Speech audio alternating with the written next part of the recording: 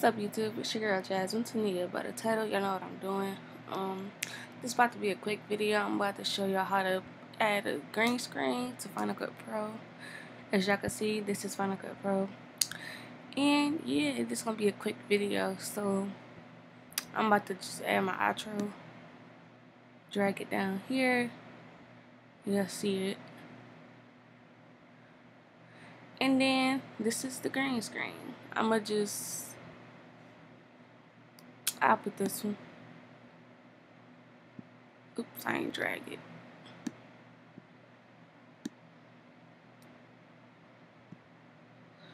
Add that right there. And you see how it's green, like it's covering up. So you click this. I clicked it again so y'all can see. Yeah, click this. This is the effects. And you type in Keyer, Keyer, and then you drag this to that, and y'all see how it is. Y'all see how it play out.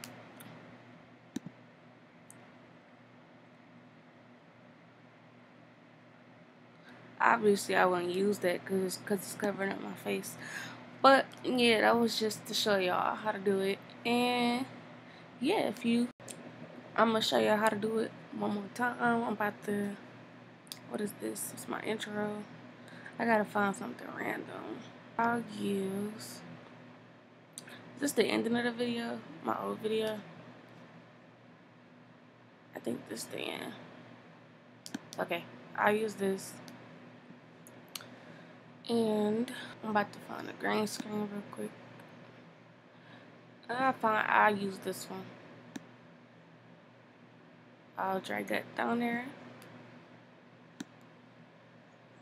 And really all you gotta do is put, like, wherever you put your green screen, you gotta put Keyer in it too. So it won't show the green screen. It'd be like this.